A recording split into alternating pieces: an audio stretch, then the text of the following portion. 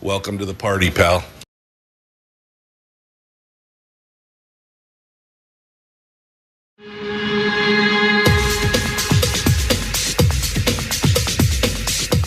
The Michael Dukes Show. The greed and the entitlement is astounding to me.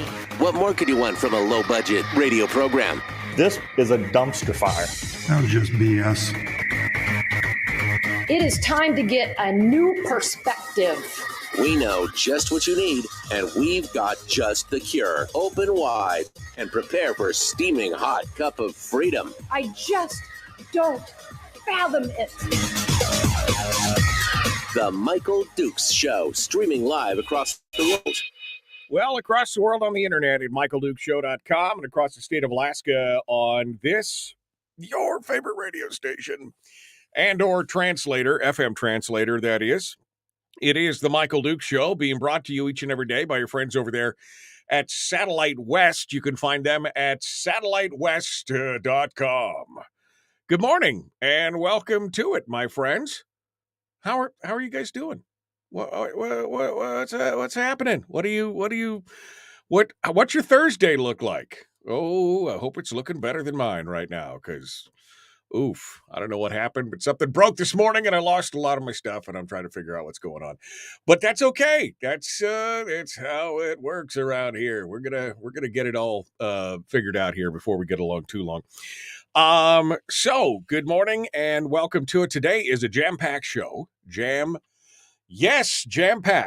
Today we're going to be joined in hour one by David Eastman, Representative David Eastman, who has just come out of his trial, the trial over his eligibility based on his membership to Oath Keepers. And there's some repercussions to that. There's some repercussions to what's going on there, and we're going to talk with him about that and in just a little bit here, and kind of get the feel for what happened, what was going on, why did it go down the way that it went down, and what his thoughts are on future elections and what other people may be faced with as we go about our business, so to speak, with all this stuff. So we're gonna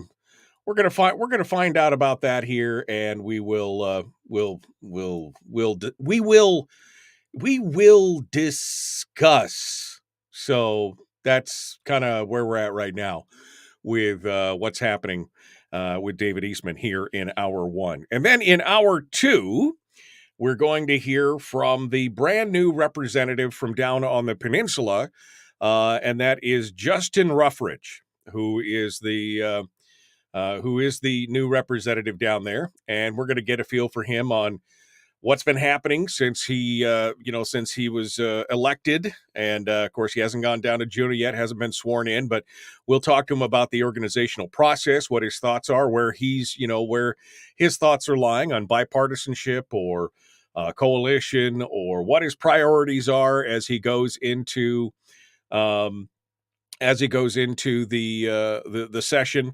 And it'll just be an all-around conversation, kind of on what's going on. I'll be honest with you. I'm appreciative that Justin will. I know a lot of people are bummed out that Ron Gillum was defeated in that race. And I know that there's some hurt feelings down in the peninsula and some people are upset and everything. So, I mean, I was just impressed that Justin returned my call and was happy to come on board and talk about it. So let's see what happens. Let's see what's going on. That's going to be in hour two this morning. And I'm looking forward to hearing, well, everything that's happening. Everything that's happening. So that's where we're going to start off and end today's show. We appreciate you guys coming in and being part of it today. Coming up on tomorrow's program, it is Firearms Friday, our one day a week where we get a chance to discuss and contemplate and celebrate the Second Amendment and talk about gun rights and firearms and everything else. So that's coming up on tomorrow's show. And we are working on a guest right now. Dr. John Lott is actually going to be joining us on the 27th. I was trying to get him to come on tomorrow, but he's going to actually be joining us on the 27th. And I'm working on, for 2023, one of my big goals is to get Coleon Noir on the program for Firearms Friday. And if you don't know who Coleon Noir is, he's pretty awesome, man. He's pretty awesome. So we're going to talk about that, and we're going to see if we can get him on the program sometime this year as well.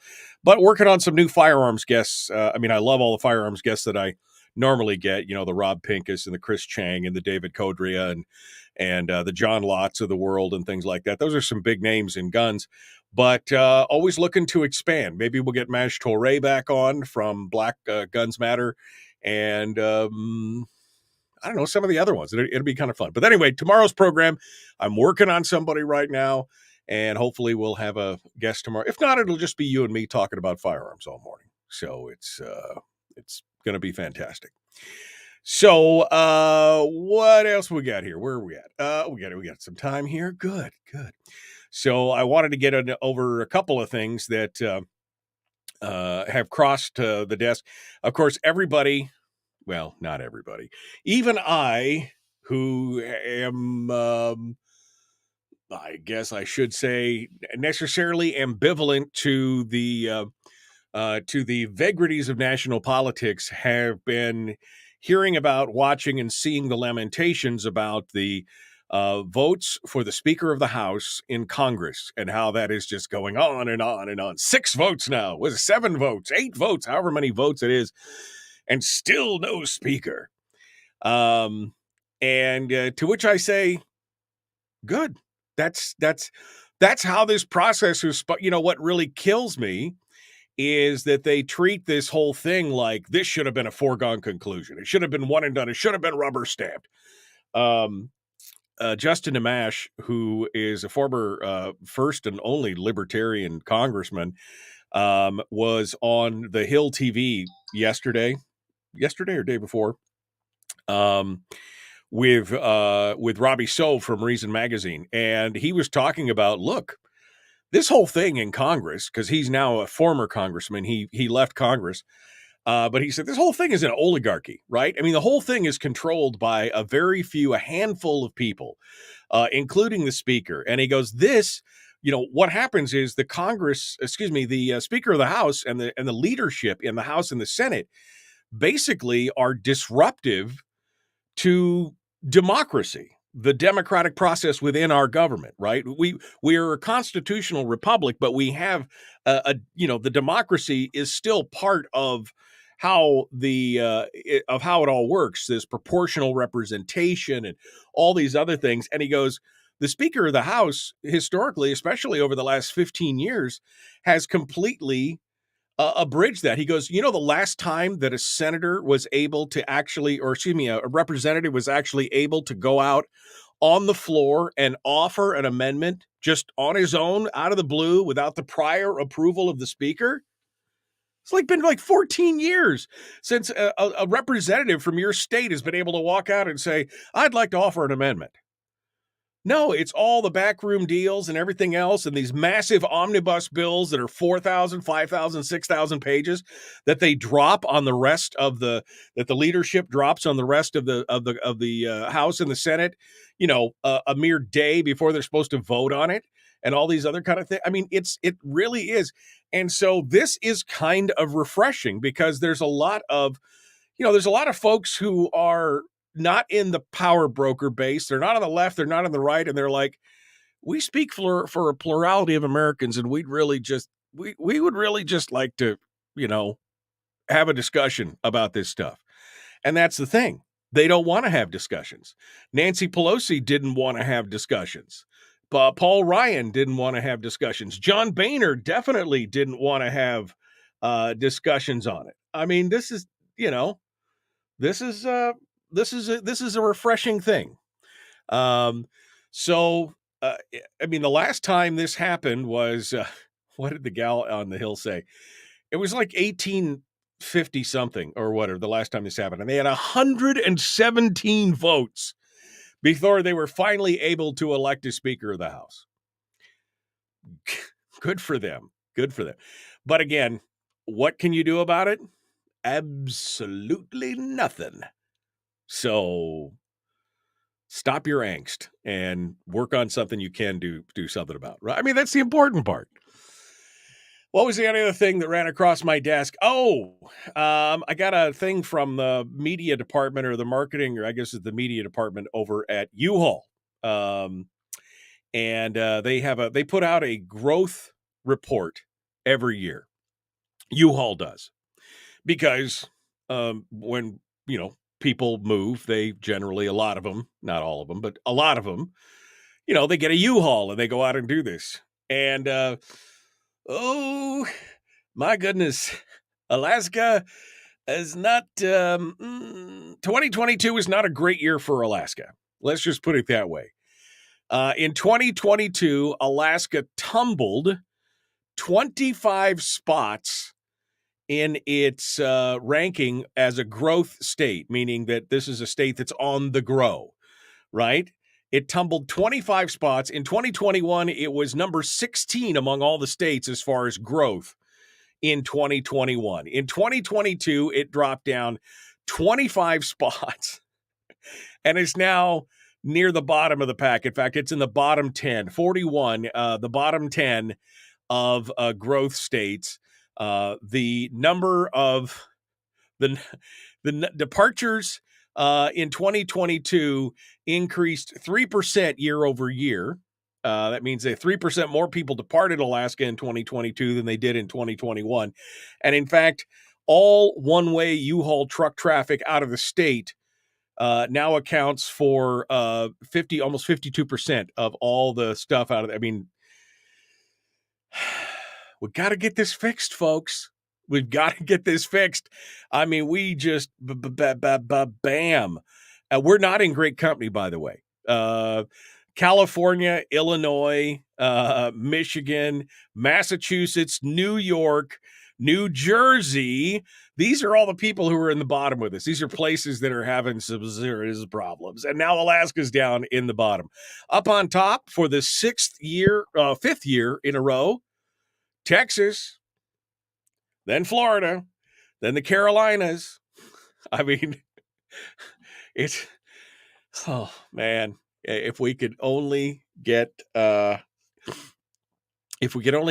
Abbott or a DeSantis, kind of situation going on with a legislature to match, maybe we could have some of those awesome growth numbers, some of those awesome growth numbers. I mean, wouldn't that be fantastic? Oh baby, that's what I want right there. All right. Well, we got more coming up. Don't go anywhere. The Michael Dukes Show continues. We're going to be back in just a moment with David Eastman. He's going to be joining us and talking with us about what happened during the whole trial thing and what does it mean for the future and where he's going. The Michael Dukes Show. Common sense, liberty-based, free thinking radio.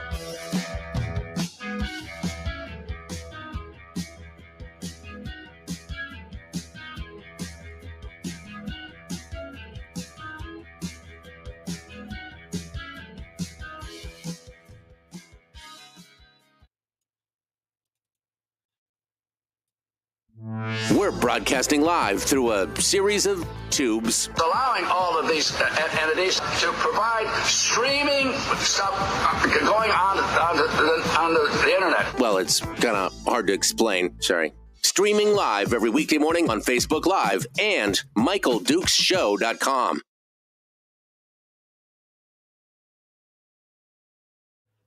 Okay. Good morning. Hi, how are you? I don't know what's good. It's one of those mornings where something that's been working forever just arbitrarily broke. And this is bugging the hell out of me.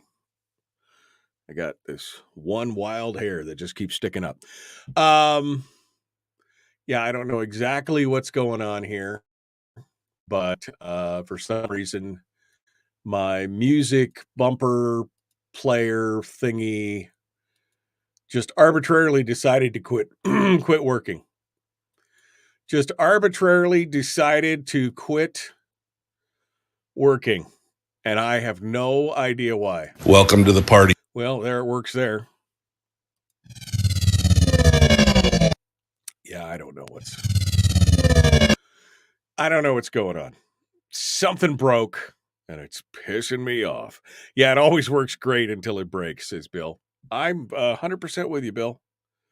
100% with you. Now that I fixed the brokenness, can I go back to the way it was? That's the question. We'll try that, see what happens there. That's, yeah, that works. Let's try. See. No. Well, it's showing up. It's just not showing up for you. Okay. Well, you know what?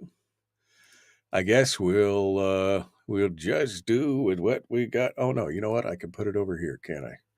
There we go. I'll do that. Okay. Let's see if that works. Let's see if that works. Yep, that works. Okay. Hi, guys. How you doing?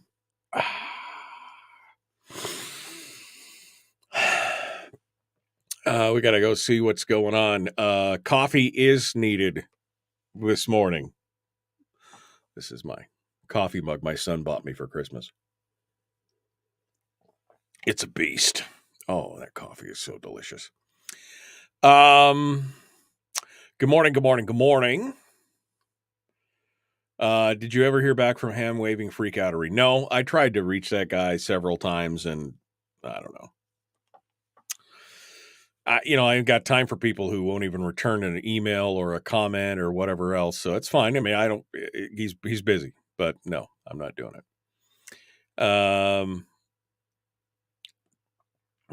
Let's see. It'll be dead last by spring. Can't grow the economy when people are moving out of the state in droves. It is a problem. It is a problem. That is 100% for sure. How did I lose? There. Okay. How much of that is military moving out to another location? Asked Jason. I don't know, but it is. It's all proportional, right? I mean, because the military has been moving out every year since. This is an increase in actual numbers moving out versus numbers moving in. So, I mean, that's all proportional. And it's not like this is a 1-year thing. It's been happening in and out every year.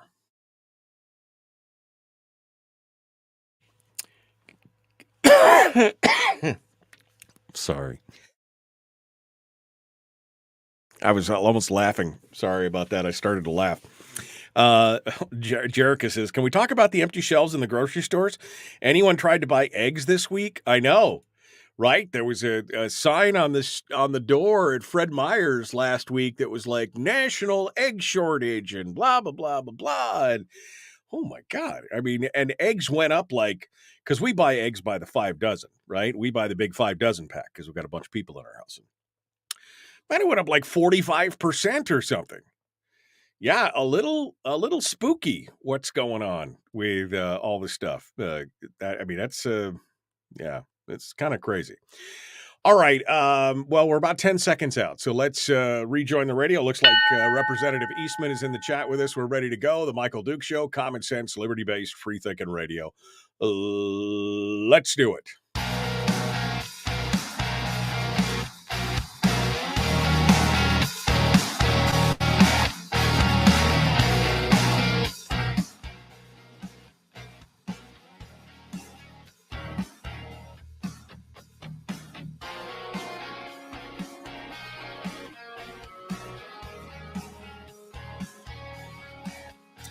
All right, welcome back to the program, The Michael Duke Show. We're continuing now with our guest, David Eastman, representative here in the Mat-Su, is jumping on board to join us. And we're going to chat with him here and kind of get a feel for what's going on. Let's bring him onto the program and start off fresh over here. Good morning, Representative. How are you doing? Doing well. Good morning, Michael. Thanks for coming on board. I appreciate it. It's been an eventful, happy holidays. What a great holiday season for you, right? Spending all day at the courthouse for days and days and days. But it's been obviously an eventful election season and an eventful holiday. It's been a while since we've chatted. So, I guess first things first, let's talk about the elephant in the room. And that was the big court case, which I think is just a way to kind of chill free speech and getting regular folks involved in the election process and everything. But let's get your take on everything and start fresh from there. Let's start with the case itself.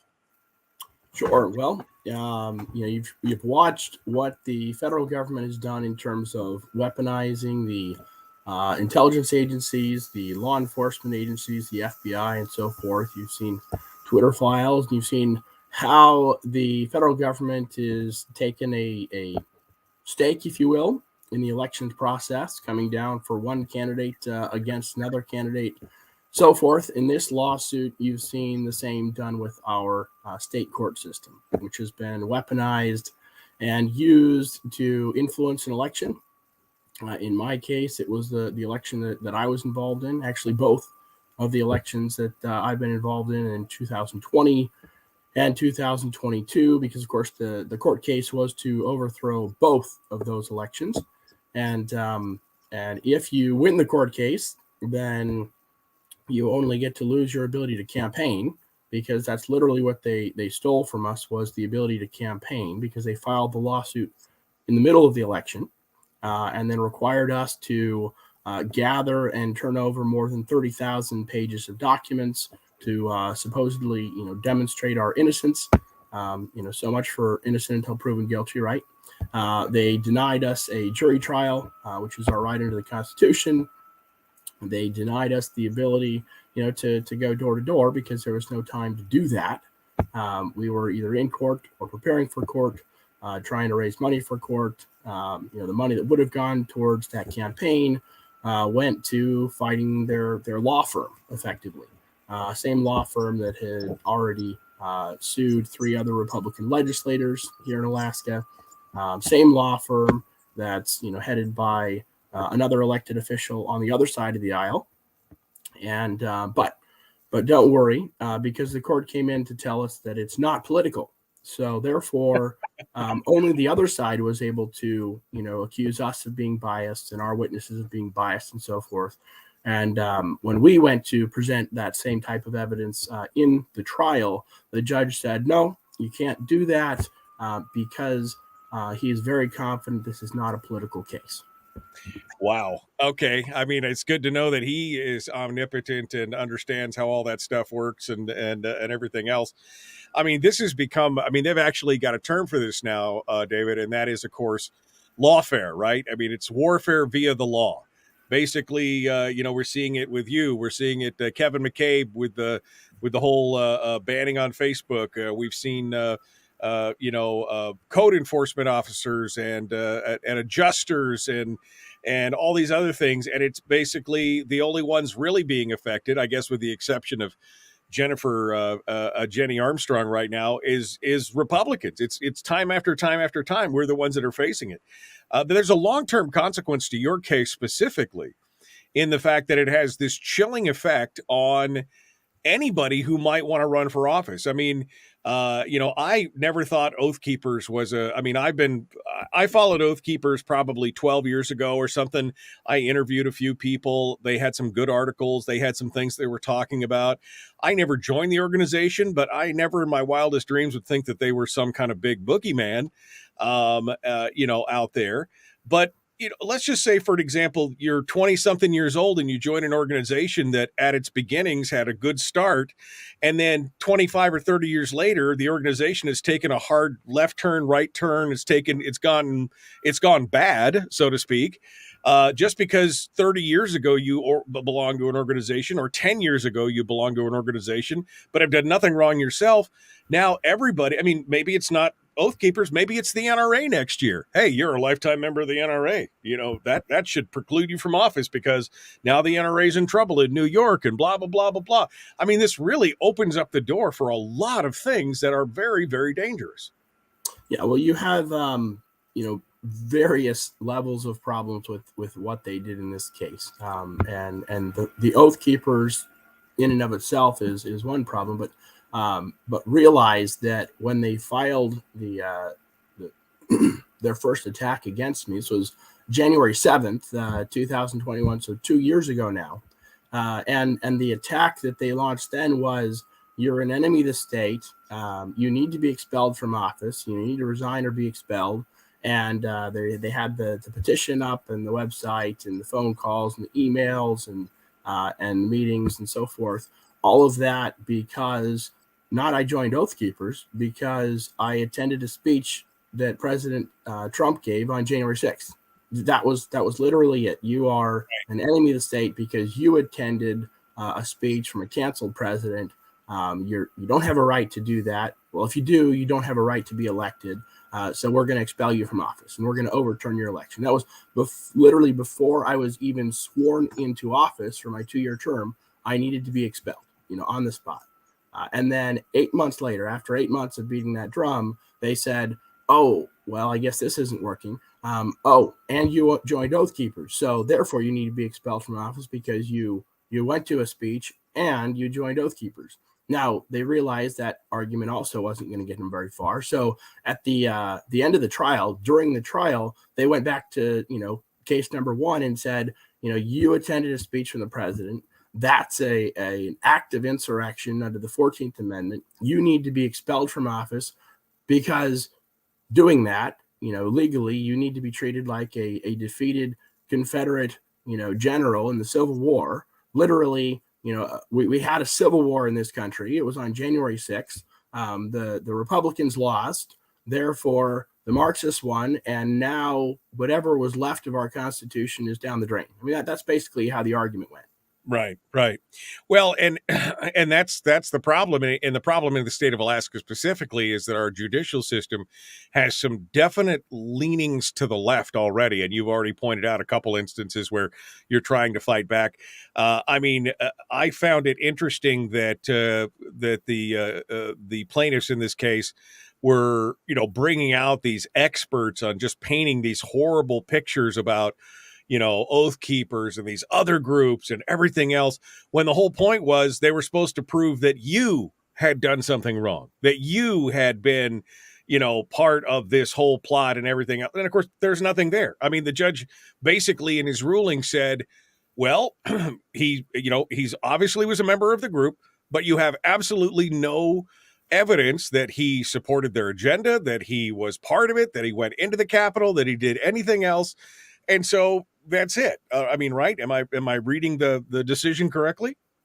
Yeah. Well, they had to rewrite the Constitution just to get us to a trial. And I don't want to overlook that part, because the Constitution actually isn't that terrible when you actually look at what's in the Constitution, particularly this provision, even though they were, obviously abusing it and weaponizing it against the election and against the voters. But when you read the Constitution, it literally says, hey, if there are organizations who publicly advocate, I mean, that's the direct implication, who are advocating for the overthrow of the government, then you cannot, in essence, from the house of the Capitol, from government, you can't be, helping lead the charge to, have a revolution to overthrow the government. That kind of makes sense when you think about it. Right. But they decided that we're going to drop the word advocate. Advocate has nothing to do with it. And before, it was you literally had to be, involved in a group or support a group or aiding a group or joining a group that publicly advocates for something that is, obviously against the government. And they decided that, well, this group didn't actually do those things, so we'll just leave off the advocating bit. They're anti-government. You just give the group a label, and therefore a group who actually advocates against overthrowing the Constitution, which Oath Keepers does advocate against overthrowing the government. Right. And we'll say, well, advocating isn't important. They're anti-government, so secretly, again, not publicly, secretly, they're trying to overthrow the government, which is completely, turning the Constitution on its head. Even back in the 50s, the idea wasn't you join a group that secretly advocates anything. It was you join the Communist Party, who publicly advocate for overthrowing the government and are trying to convince people publicly to do that. And that is something completely different than, well, we feel that your group, which may not publicly advocate for something, secretly, privately is anti-government, whatever that means. Right, exactly. And there's some ramifications to how this court case went down, and we've got about 3 or 4 minutes in this segment, but I want to talk about that because there was a question: would Kowalski and company appeal this decision? And it actually, although it obviously is very expensive for you, he's being represented pro bono by a social justice organization, right? And so it's not costing him a dime. It's costing you tens of thousands of dollars to have to defend yourself. So while an appeal would have been expensive, it also may have been good because it would have set precedent in this case, and they wouldn't have been able to use this avenue again. But since they saw that and they decided not to file the appeal. So does this happen to David Eastman or somebody else again here? Should we be expecting this in every election cycle at this point? Well, again, you have one branch of government which has been weaponized, in this case, against a separate branch of government and against the people at the ballot box. So what they are basically arguing for is, we are going to make an argument before the court that your election should be overturned. You are going to have to spend your time and money, and your constituents, your supporters, your voters are going to have to spend time and money to defend their right to have their votes counted. And that literally is what they were doing, to the tune of over $250,000 during an election cycle. So what they have now done is said, anyone we target, i.e. conservatives, conservative candidates or legislators or conservative governor, it makes no difference. We have the right to declare them anti-government, and then they have the right to spend, in my case, an extra $250,000, $260,000, $270,000 trying to defend the right of those votes to count. So they just put a premium on conservative voters. Liberal voters have to spend nothing to have their votes counted. Conservative voters have to spend an arm and a leg to have their votes counted. So, and you're right, that has the direct implication on, well, who's going to run for office, because they weren't suing me in my public capacity. They were suing the legislative branch by suing me personally and saying, all right, if you want to be a conservative candidate for office, you now need to be willing to put your house for mortgage, and make sure, or have an extra $250,000 lying around. Again, their plaintiff has no skin in the game as far as financial side of things, because the courts will protect them from ever having to pay attorney's fees or anything like that. But even if you win, even if you are 1,000% innocent, you will have to pay just to play in the game, just to participate, just to run for office, just to serve in office. That is the weaponization of the courts against conservatives. To me, the biggest irony in this whole situation is that even while you're in the midst of all this, all this stuff, in a three-way race, you still won over 50% of the votes in your district. I mean, that to me basically means that this lawsuit is spitting in the face of your constituency, who amidst all this stuff said, no, he's our guy.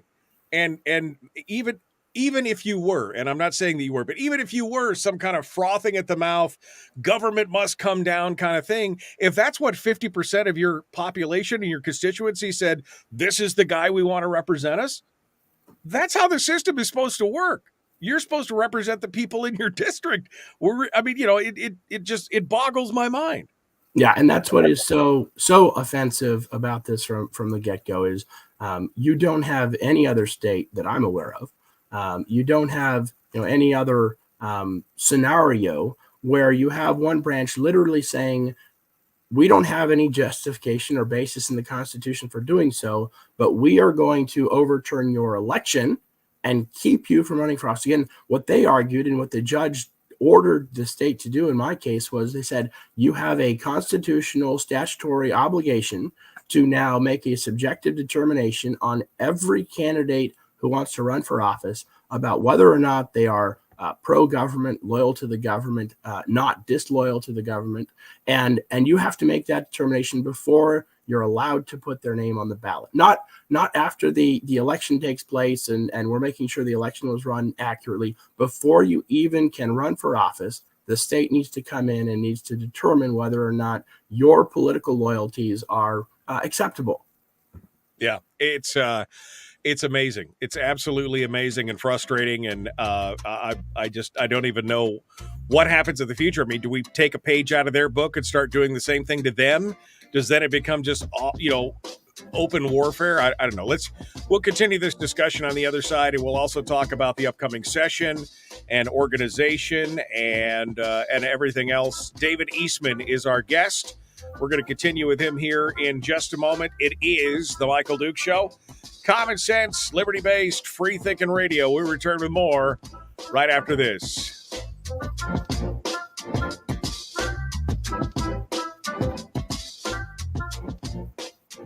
We're broadcasting live through a series of tubes. Allowing all of these entities to provide streaming stuff going on the internet. Well, it's kind of hard to explain. Sorry. Streaming live every weekday morning on Facebook Live and MichaelDukesShow.com. Okay, we're in the break right now. Rep Eastman is stepped away from the camera apparently for a second, so we'll continue with him here in just a moment. Let me see what some of the comments are here. Yeah, let's not forget, says Terry, that Representative McCabe is fighting a freedom of speech suit because he blocked a person from his personal Facebook page. Again, that's part of the whole lawfare thing. And remember, there's a whole thing about code enforcement and property valuation with him as well. And there are other people who are being, faced with the same kind of thing and everything else. This whole thing has been just, it's been crazy. David said, I've never been Eastman's biggest fan, but I definitely rooted for him to beat the Chargers. A loss would have set a very dangerous and unethical precedent. Congratulations on winning. I mean, look, I agree. You can agree with David or not. And he and I agree probably on a lot of stuff and disagree on a few things. But I thought this was absolutely ridiculous. He did not deserve to have this happen. But again, they're seeing success with this here and in other areas of the country. So it's a very, very it's a very, very frustrating thing. And David, I had heard that that the legal bills were mounting, but 250,000. I had no idea it had gotten up that high. I mean, are you? Is there a legal defense fund? People can throw a buck in the kitty, or what? I mean, how in the world does any average person be able to pay for that without, like you said, having to mortgage their house, etc.? Yeah, it is over $250,000 so far, and those costs are still mounting while the case continues. But davidlegal.org is the website. We posted the legal documents and the court filings, and you can watch the trial if you missed it. But davidlegal.org. And if you are on the side of freedom and you don't believe this sort of thing should happen, and you want candidates like myself, others to be able to compete on something of an even playing field, then yes, please support us as you can and are able to. I've got constituents that have been holding off paying bills just to help us get through the trial, just to have their vote counted, and it's absolutely unconscionable. But that is where we're at. You have the left that is reckless in their lust for power. And they will have it, and they will get it in any way that they can, by hook or by crook or by a corrupt FBI, whatever. It makes no difference. In this case, you're seeing that play out in an election and political inquisition, if you will, using our court system. I'm looking back at the genesis of this, and I think the first time that I remember hearing about this was probably during the Palin administration, when Andy McDowell and many others were filing legal ethical complaint after ethical complaint after ethical complaint. And I mean, it was like every week, every 10 days, there was a new complaint, and they were fighting multiple fronts at the same time. And that eventually is why Sarah Palin resigned as governor, because she basically said, one, I've become ineffective, and two, she was not being defended by the state. She was being personally sued. And I think at the time they had like $80,000 or $90,000 worth of legal fees just trying to defend these ethical lawsuits. I think that was the first time that I saw that. And they saw some success by hounding her out of office. And I think it's been used. Are you aware of other incidents around the state that are similar to yours and hers and Kevin McCabe's? I mean, are you seeing those things? Is this going to be part of the new arsenal of weapons being used against every candidate out there that's on the right side of the fence?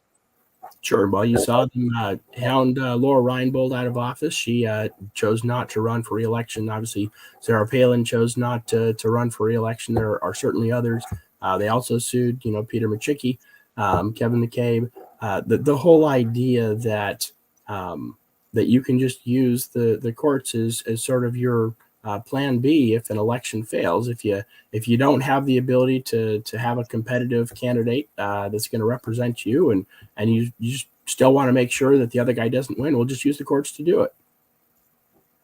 And there's no legal recourse. I mean, there's no damages or court costs that can be awarded here. I mean, there could be, but the courts or is it just in law, this is not available? No, because remember, we have a law that protects the Constitution and protects the ability of someone to intend to defend the Constitution and to bring a court case to defend the Constitution. We don't have a law that says, you can use the court, for politics, which is what was done in my case and some of these other cases. But if you have a court system that's willing to turn a blind eye and look the other way and literally say during the trial, even though you're suing the candidate that you ran against and that you lost when you ran against, and you're trying to overturn the election that you lost, well, we're going to tell the world, God and everybody, that this isn't actually a political case. I mean, if you have a court that's willing to do that, then no, there is no recourse. David Eastman is our guest, the Michael Duke Show. Jumping back into it, common sense, liberty-based, free-thinking radio. Here we go.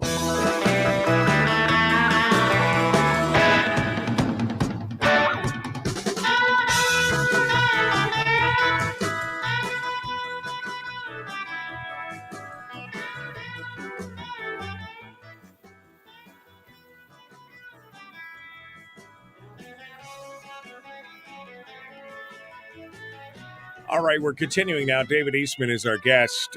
Just during the break here, my last question to Representative Eastman was about the court costs. And because the judge declared that this wasn't a political case, then the defendants aren't entitled to court costs if they win. So this is a judicial decision. The judge has decided that. It could happen the other way around. I mean, if you win this case, which you did, but if you had won the case and the judge had not made that decision, then you would be eligible to recoup the court costs from the plaintiffs on this. Is that correct? Yeah. Well, even better is a judge that's willing to look at what the Constitution actually says, and based on that, you can say, all right, well, here's the accusation. The accusation is that you joined an organization that doesn't advocate for anything remotely close to overthrowing the government. Therefore, there's no trial. Therefore, you don't have, more than $250,000 of expenses for the defendant. And in this case, those were just my costs. That's not the cost to the public in terms of the judicial process and the judge and the clerk and the courtroom and all the rest of it. Not to mention the costs from, the plaintiff and their attorney's fees and so forth. Right. You wouldn't have had any of that. You wouldn't have had the election would have had no impact whatsoever, because that provision of the Constitution doesn't have anything to do with elections, doesn't have anything to do with candidates or running for office. It simply says once you are already in office, and that's not elected office, once you're in office, whether you're the dog catcher, whether you're the governor, or whether you're some state employee somewhere in between, this applies. It has nothing to do with how you get hired. It has nothing to do with how you get elected. It just has to do with once you're already in office, are you loyal to the Constitution? Are you trying to overthrow the government? But if you set that aside and you set aside, advocating, like we talked about earlier, then you can create a trial for anything in this case because you're willing to treat the Constitution as though it was something else that gave you that opportunity. When in this case, there was no opportunity to sue someone in this case. David Eastman's our guest here. David, let's move on a little bit here. We got about 8-9 minutes before the end of the this hour. This upcoming session, I mean, we've seen how the chips have fallen. We've seen what the election looks like. We've seen what's happened already in the organization of the Senate. Organization of the House still kind of up in the air with your trial was going on. Now that that's decided, but we still haven't heard what's going on with the Jenny Armstrong thing. Is that going to be decided? What's going on from your perspective in the organization of the House, and what do you see as being some of the big issues that more conservative, smaller government people are going to be facing in this upcoming session? I guess we'll take the organization first and then move on to the big issues. Yeah, well, I did sit in after my trial was done. They had the trial in essence for Jenny Armstrong's seat, and I had a chance to sit in and talk with folks there and watch the attorneys, making their arguments and so forth. I was surprised there weren't more legislators in the room because, again, these types of elections determinations, the Constitution specifically provides that the legislature is the judge of the elections and returns of its own members. Again, not the courts, not in Jenny Armstrong's case, not in my case. The final decision making goes to the legislature. And what you saw in this case, in my case, and also in some of these others, is an attempt to turn that on its head as well and say, well, the courts can tell the legislature who's in the legislature and who's out of the legislature. That is not our arrangement. The legislature is a sovereign branch of government, and it has the specific express right to decide, who is in it. Not the governor, not anybody in the executive branch, not the attorney general, and certainly not a judge, not the Supreme Court. And so you've got that case which is playing itself out. Mine is technically over, and now there's motions for things like expert fees and those sorts of things. Those will continue for as long as they do. And both of those have impacted certainly organization. They've impacted, how many Republicans are we expecting to have in Juneau. But, I would just say the inside baseball on who gets to have which committee seat and who gets to be speaker and all that sort of stuff, while it's amusing and entertaining to some, and we're watching that play out in dramatic fashion in Washington, D.C. in the U.S. House right now. Really what it's coming down to is, do conservatives have a voice? Theoretically, you're allowed as a voter to be part of an election and to have a representative that speaks for you, or at least you had an impact in electing them, and they get to look to you for your thoughts and ideas and agenda and so forth. But the left is coming in and saying, no, we don't really think that that's such an important part of our form of government. And so you have a caucus that comes in and says, hey, you need to represent the caucus. You're not here to represent your district or your constituents. You're here to represent us. And we're going to be, a great ambassador for Alaskans, for voters, and including your district. So come and be part of a caucus, but don't do that unless you're here to represent the caucus, whatever that means. And so we have gone completely off the rails in this state. You watch what happened in the Senate. You had 8, including my own state senator, 8 Republican senators who, in fact, told the voters, you elected us as Republicans, but you might as well have elected the Democrat who was running against us, or might have run against us, because here we're joining the Republican caucus, or we're joining the Democrat caucus. And, if you thought you were getting something different, well, sucks to be you. Right. No, it's definitely frustrating. I mean, I could see it coming from a mile away, but it's like the train wreck that you just can't look away from. Last couple minutes here. priorities and big things you think we're going to be facing in this session? What do you think that we're going to be facing this session that we as smaller government conservatives need to be concerned about and need to be fighting over? What are you seeing? Yeah, well, I think in this state, it's all the problems that we should be facing that we will refuse to face, and that will be the next 2 years.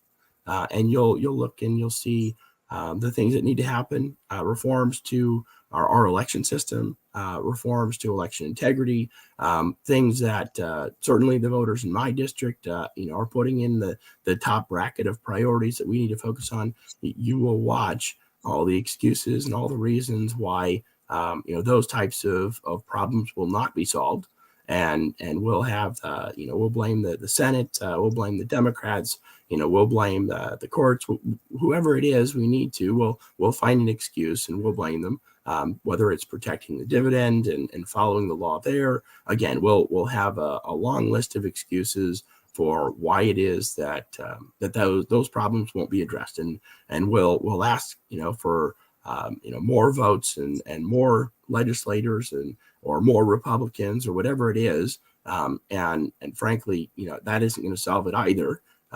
Those in Juneau, many of them, do not want to solve these problems. They haven't for the 6 years that I've been in the state house, and they will continue to not want to solve those problems. And if the people accept and are willing to tolerate these excuses, then those problems will continue to not be solved. David Eastman, representative here for the Mat-Su. Appreciate you coming on board and sharing with us your thoughts and your experiences here on this. Again, I'm very concerned about any citizen legislator or somebody who would like to become a citizen legislator being stymied by this process and being put off by it. And I think really that's ultimately the reason behind it. I think that's ultimately the motivation for what's going on here. So keep up the fight and keep us informed. We'll visit with you again here in another few weeks and see how things are going. Appreciate you coming on board and joining us this morning. Thank you for being part of it. Thank you, Michael. Best of luck. All right. Appreciate that, folks. We are out of time for this segment. Hour 2 dead ahead. Justin Ruffridge is going to be our guest. The Michael Duke Show. Common sense, liberty-based, free-thinking radio.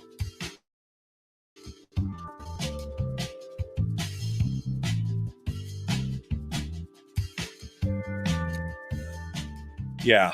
I mean, it's one of those things where it's like working as intended. It's all working as intended. This is the whole point, right? This is the whole point to this whole thing at this juncture. All right. What do we got here? Thank you, David Eastman, for being part of the show today. We appreciate it. We're going to remove him from the green room, and then we're going to go over to our new guest, Justin Ruffridge, who is waiting in the wings, so to speak. We'll test his connection here in just a hot second and make sure once he's up and running that he is good to go. Anthony, I think, kind of he conceptualizes everything that I just said in a very concise little package. He says, in all seriousness, though, the fact that someone can weaponize the legal system to the effect that even though you win a case, but in doing so, you find yourself $250,000 to $500,000 in the hole, that should concern everyone.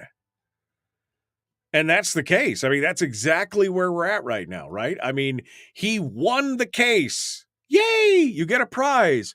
Oh, and a bill for $250,000+ I mean, and this is a guy who won over 50% of the vote in a 3-way race. And now for the privilege of being able to serve and represent, you got to pay $250,000. I mean, that's insane. That is absolutely insane. And the fact that the judge was like, "Oh, this is not a political case."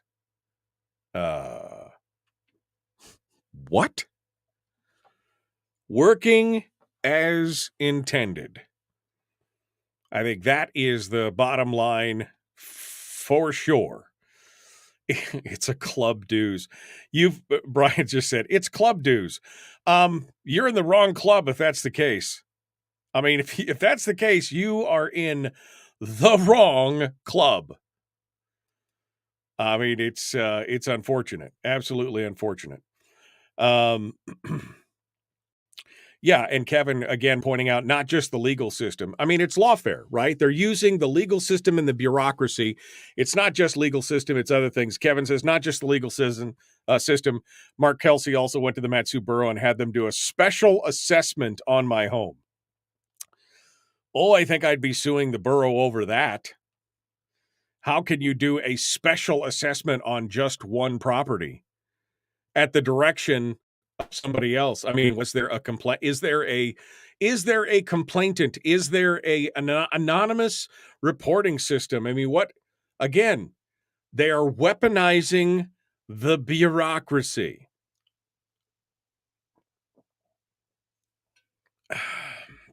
Weaponizing it. Politics says later today, I'll be live with David Haig breaking down the grand jury investigation into Alaska's judicial corruption. I can't wait to see what happens with that. I know that I was trying to get Representative Ben Carpenter on to talk with us about what's going on in the session, and we were going to touch on that. We're going to try and get him on next week to continue that discussion. Justin Ruffridge is, he's in the green room, but he is, he's in the green room, but he is, oh, there he is. He popped up. Okay. I was like, the screen was blank and I was just like, what's going on here? I want to make sure that, the audio, video, and everything else is working. Good morning, sir. How are you doing? Doing well. How are you? Good. Okay. All right. We're making sure that everything sounds good and looks good, and we're ready to go. Hard act to follow with all that stuff going on there in the legals. I mean, let me ask you a question real quick before we come on. I mean, if you had to face a $270,000 bill after winning your election, would that chill your enthusiasm for going after an elected office? I mean, you're a brand new elected official, right? I mean, so would you be like, whoa, do I really want to run for office? I got to pay $250,000? I actually talked to a lot of people, in campaigning and then since post-election, and most people have the opinion of you are insane if you want to run for office, just because it is a mess everywhere, right? Including, a potential lawsuit. So, yeah. Yeah. I mean, I just think that the average person would go like, wait a second, I'm not doing this for the money. And I'm certainly not going to pay a big chunk of my retirement for the opportunity to represent but I guess that's what they're counting on. And especially when you've got, pro bono, nonprofit, social justice projects and everything else, and a judge that won't allow you to recoup, you want to stop this thing in the bud, you just make sure that whoever wins gets awarded all the court costs. Because if the social justice or the Northern Justice Project or whatever, if they had to fork over a check for $300,000, it would probably slow their roll a little bit. You know what I mean? All right. We're coming up against it here. We're about 1 minute out. So, Justin, I'm going to throw you back in the green room for just a second. Don't go anywhere. We'll be back in a hot minute. The Michael Duke Show continues, folks. To get to... yeah, that is my first interview. Kevin McCabe is right. This is almost always my first interview question to any new candidate who's never run for. When exactly did you lose your mind? Right? I mean, that is exactly the first thing that I say to them, because what made you think that this was a good idea? Remember, I've run for office and I know that insanity before. I've served on an assembly. I know what it's like. All right. Anyway, don't forget to like and share, like and follow. Don't forget to subscribe and ring the bell. Don't forget to be part of the Patreon here, the YouTube Common Sense Corps. Here we go. We're jumping back into it. The Michael Duke Show. Common Sense, Liberty, Free Thinking Radio.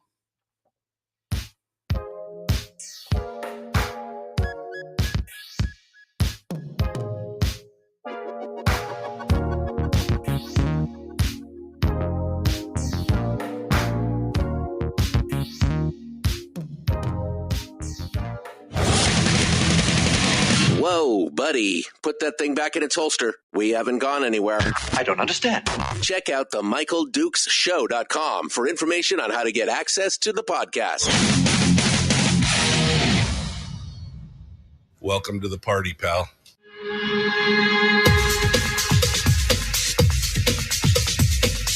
The Michael Dukes Show. The greed and the entitlement is astounding to me. What more could you want from a low-budget radio program? This is a dumpster fire. That was just BS. It is time to get a new perspective. We know just what you need, and we've got just the cure. Open wide and prepare for a steaming hot cup of freedom. I just don't fathom it. The Michael Dukes Show, streaming live across the world on the internet at michaeldukeshow.com, where you'll find links to the audio-only podcast, links to my social media sites where we simulcast the show, and yes, even links to our podcast. Did I say podcast already? No, but it's podcast, where you could find a Castbox, Stitcher, Google Play, Spotify, my favorite place, and all that. And, of course, broadcasting live across the state of Alaska on terrestrial radio, your favorite radio station, and or FM translator across the entire state. Welcome to the program. It is the Thursday edition of the show. Busy day today. We just finished up with Representative David Eastman talking about his recent court case over his eligibility because he belonged to Oath Keepers, and the ramifications of that and everything else. Moving on in this hour to our new guest, who is the brand new representative for down there on the peninsula. Justin Ruffridge is this morning. Let's jump over here to him and say good morning and get the ball rolling. Good morning, sir. How are you doing? Oh, good morning, Michael. Thanks for having me on. Did I mute? I'm sorry, I muted you. I apologize. Good morning. How are you doing? Let's try that again.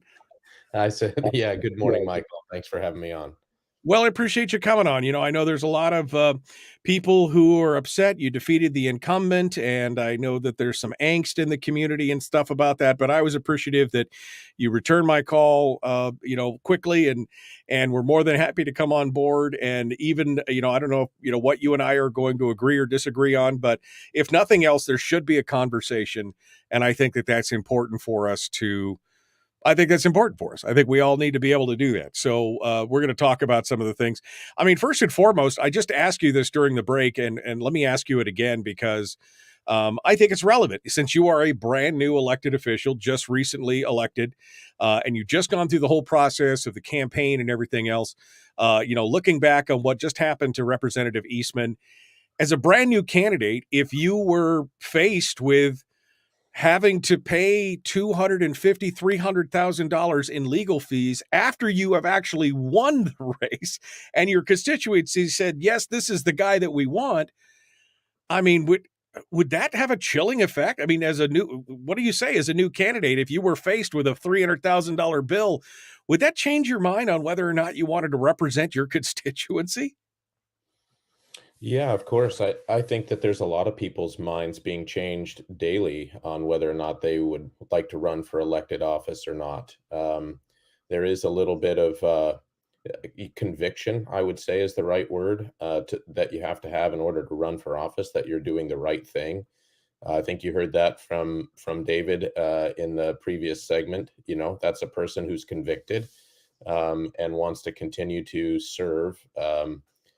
And isn't backing down. And that's, I think every single person that chooses to run for office certainly has to have that level of commitment to doing what they believe is right.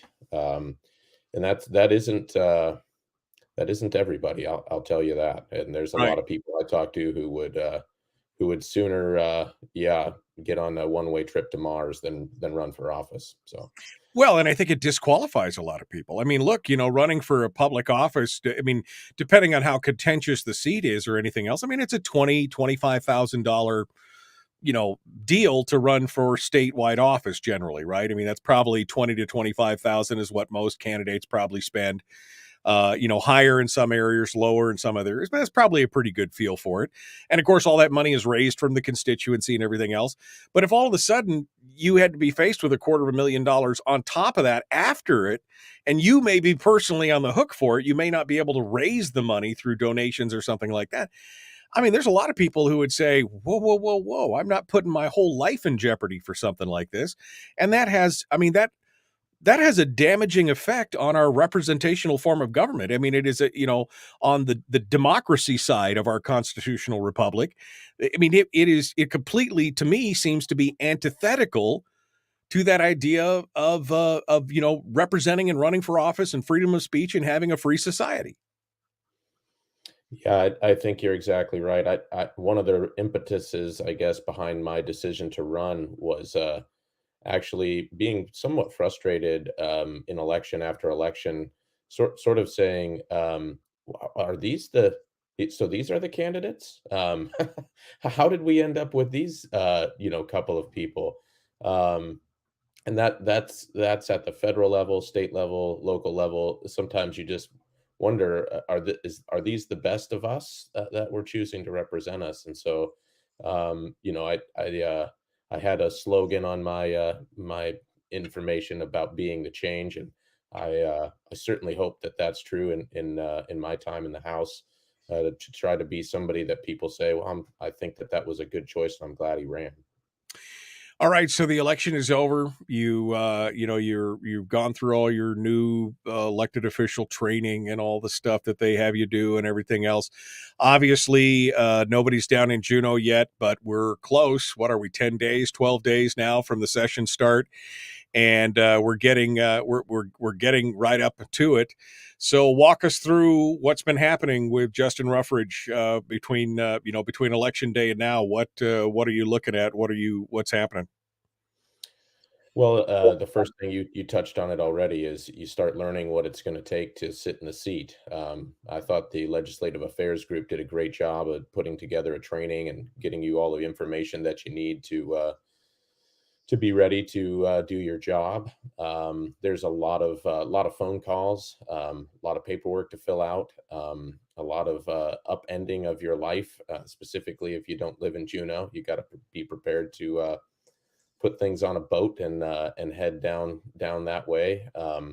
There's a lot of planning that's taking place. A lot of different organizations and groups of people who want to get in a little bit of time before you head to Juneau, hiring staff. I mean, it's a whirlwind. I think that's probably the best description of it. Yeah, no, definitely. I've never done it at the state level, but I've done it, and it really is like taking a sip from a fire hose for your first time around, because you're trying to, ingest all the information and the do's and the don'ts and what's legal and what's not and everything else. It's definitely educational. I'll put it that way. Justin, let's talk a little bit here about what's happened in the Senate. Of course, again, you're brand spanking new, so you don't necessarily understand the full ramifications. But as an outsider looking in as to what happened with the organization and the majority formation in the Senate, a lot of people are upset, bent out of shape. They got 11 Republicans who were elected, and they thought, oh, sure, so this is a shoe-in for what's going on. And then, of course, the sandbaggery happened, and the next thing you know, there are 3 conservative Republicans who are sitting on the outside like redheaded stepchildren, and everybody else is like, nope, we're going to do this, and we're taking over. Your thoughts on the current formation of the Senate majority? What do you think it means? What are you learning about it, and your thoughts on it? Well, I have certainly a number of thoughts, I guess, in that area. The first thing I'll say is, the Senate certainly is a different beast than the House. You have a smaller number of people. It seems like there's a lot more concentration of, I guess, incumbents in that area. From what I could tell, that some of that organization was, thought through and decided long before the election had taken place. And so there's an idea that was formed about whether or not this would be something that people would pursue post election or not. The House, in my experience thus far, is completely different. We have, um, a much greater number of people. Almost half of us are newly elected people, and there is there's almost the exact opposite effect happening in the House right now, where there's just a lot of people trying to get to know each other and figure out, what's the way that this group fits together, especially seeming that we're split, essentially right down the middle, with our numbers based off of party affiliation and things of that nature. So um, I think the House or the Senate organization essentially sets the tone, though, for what this session is going to look like. I think that any sort of piece of legislation that makes it out of the House, including the budget, it's going to have to deal with a lot of different, maybe ideologically not aligned groups of people in the Senate, and so it has set a tone, I think, for what this session is going to be able to accomplish. As far as nobody's necessarily going to be getting a bill through both houses that only one side or the other likes, I think. So um, that's my take on it. I think that's the sense that I'm getting, is that the tone has been set by the Senate for what some of the possibilities in this session might be. You mentioned something here just in passing as not a throwaway line, but just in passing that I think has actually deeper ramifications. And you made the mention that in the House side that a huge number of members in the House are fresh and brand new. Now on the national scene, and normally I don't cover national politics, but I mean, even I am seeing what's going on down in the Congress, right? With what are we up to? 7, 8 votes now on the speaker and everything else. And I was just talking about former Congressman Justin Amash basically said, look, this is an oligarchy. We've got a few people at the very top controlling essentially everything. There's no debate on the floor. There's no amendments offered. Everything's being controlled from the speaker's position. And I was reminded, like, oh, you mean like in Alaska? Because that's kind of the same thing here. I mean, and you just mentioning the fact that we have all these new people. Is there a danger in your mind? And again, very limited experience at this point, but just at the outside looking in, is there a danger in your mind of the old guard, the business as usual crowd, whoever, who are in positions of leadership, basically taking the reins and I mean, not hornswoggling or whatever, but kind of basically just controlling everything because there is such a large, fresh batch of legislators. Is that? Are you concerned at all about that? Well, now I am. No. Um, no, I'm not. I'm not concerned about that at all. I would say, more than anything, the the newly elected folks that I've had the privilege of getting to know over the course of the last month and a half, this is not an inexperienced group of people. None of us, with the exception of a couple, yeah, Craig and Dan, had served in the legislature before, but we've all had service, either on borough assemblies or state boards and commissions or city councils. And this process isn't exactly you know the same, but it's also not that different. And so I think we have some experience that we're coming in with that does help guide what we're capable of doing. I think a lot of us came in with a very clear message from our constituents about what we should be working on. And actually, I've been very surprised to hear a very broad support for just getting work done, because the truth is there's actually a lot of work that needs to be done in our state house this year. We're still dealing with deficits in our budget. We're dealing with a large budget. Um, and there's a lot of things that if you knocked on any doors during your race at all, you heard from your constituents, hey, we'd really appreciate if you went down there and got your act together and got some work done. So people are actually kind of tired of what we're seeing at the U.S. House level right now. which is, on the outside looking in again, somewhat, ineffective, and there's not a lot of work getting done because people are grandstanding or getting their moment in the sunshine. And I don't see a lot of patience for that from at least the people I've been speaking to. Well, let me counterpoint that just for a second here. We've only got a minute or so, but I mean, I think Amash made in this interview that I watched. I mean, he made some very valid points. I mean, we haven't had an amendment from the floor in the House for 14 years. Just a spontaneous amendment. Everything has to go through the speaker. Everything has the debate, the rhetoric, the back and forth, the stuff done in the public eye has vanished. And now it's being again controlled by a very few people who are saying, we'll make the decisions for you. We'll drop a 6,000 page omnibus bill on your desk, 12, 14, 30 hours before we're supposed to vote on it. It's all been decided behind the scenes.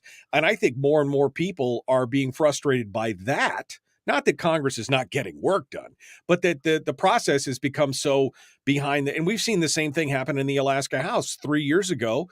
They dropped a substitute budget bill 90 minutes before the vote. It was a complete substitution from what the House had been working on. And leadership just brought it out and said, here it is, take it or leave it. Oh, by the way, we're a binding caucus, so you got to all vote for it. I mean, it's that kind of stuff that I think frustrates a lot of Alaskans. Your thoughts quickly here.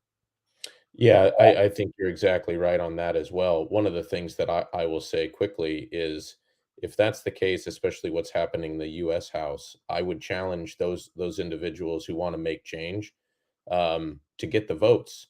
That's what it comes down to. So 20 people aren't going to change much except for getting a message across. And it's important that your message, you got to build your influence first. You have to be able to do some work behind the scenes in order to know that change, if you're going to make it, you have the votes to do it. And I think I would be supportive of that. And I think there's obviously change that does need to happen in our processes, both state and nationally, but you got to have the support to do it. Justin Ruffridge is our guest. We're going to continue with him. When we get back, we're going to talk more about the organization of the House and where he stands on that. And then we will finish up with big issues and what he'd like to accomplish and more. It's all dead ahead. It's the Michael Dukes Show. Common sense, liberty-based, free-thinking radio. Streaming live every weekday morning on Facebook Live and MichaelDukesShow.com. Ooh, we're running a little bit late there, but we're good. We made it in under the wire. I mean, that's the thing, Justin. I see a lot of people talking about, and again, the parallels to me are what's so striking about what's happened in the Alaska House and what's going on in the Congress right now. The parallels are so amazing to me. A lot of people are frustrated. Oh, stop the grandstanding and everything. And you said, get the votes if you want to make the change. And that's the thing. That's where we're at right now. Nobody has the votes to put in the business as usual crowd. And because people are tired of what's been happening in the business as usual crowd. I mean, there was swan songs and parties and all this recognition for Nancy Pelosi, but she ruled that place with an iron fist. Not a hair fell out of place that she wasn't smoothing back down. There was no discussion on the floor. There was no, some of the classic Mr. Smith goes to Washington give and take about this kind of stuff. And that's how that was originally designed. That whole process, Congress being stalemated was kind of what the framers intended. They did not intend for the making and passing and creation of laws to be this super smooth process. It was supposed to be convoluted so that American freedom would remain as long as possible. It was working as intended. And over the course of the last, 100 years, they have smoothed out all the rough edges, so to speak, and made it this streamlined process where just a handful of people are in control. And again, the parallels in the Alaska legislature are not lost on me. We're seeing the same thing. We saw it, 2 years ago when the Senate leadership was basically just steering the ship. And if you got out of line, they basically cracked you back into a closet in the basement and said, don't, bad boy, don't come out again until the end of the session. I mean, it's not supposed to be a smooth process. Well, I mean, is it, or am I wrong? What's your thoughts? No, I don't think democracy is smooth at all. And I think that it's going to take a lot of work. I think this this actually speaks to exactly what we started talking about here, which is, discouraging people from running for office. In a lot of cases, maybe, do we have our best and brightest that we're sending to do this work, right? Who, in some cases, would stand up or maybe not allow some of these, uh, circumstances to occur where one group is essentially just smoothly getting their way. And maybe that is exactly why we see 20 people standing up. And I think those 20 people will end up affecting change. I think it will be a good change. I've read this morning already that there is some concessions being made about the rules, maybe taking some of the power away from the Speaker of the House. I think for that matter, it's not grandstanding. They're accomplishing some change by the actions that they're taking. So I think that there's a responsibility of people, if they care about democracy, to certainly sit up and pay attention to what's going on, and if need be, run for office. We've somewhat missed that. I've been surprised to hear how many people just have checked out of what actually goes on in the state or in the national level, and it's something that they don't enjoy, they don't want to pay attention to, and maybe some of that is why we get some of these actions being taken by politicians. Well, yeah, I mean, quite honestly, I think it's one of the reasons why we've become so polarized in this country. There are many people who basically, and I mean, I'm one of them. I basically have thrown my hands up because I cannot affect change in Washington, D.C. directly. Even if I got 100 people together, all thinking exactly like me, I would have a very, very hard time influencing any kind of political change in Washington, D.C. So I've set that aside because hope deferred makes the heart sick, right? Says the old proverb. And so if I hope I can make a difference, but that's what we've been trained. We've been trained with the 24-hour news cycle and everything else to just, you can, and people pay attention to that and they just become outraged. And there's a reason for that, right? I can affect change at the local level. That's what I'm focusing on here. And we need to be able to make sure that we are not following the steps of what's happening. That's what I'm seeing, following the steps of what's happening in the Congress right now. Are you not concerned that maybe the state of Alaska taught the U.S. House how to do it? Oh, that could be monkey see, monkey do the other direction. Justin Ruffridge, our guest, hold the line. We're back with more of the Michael Duke Show.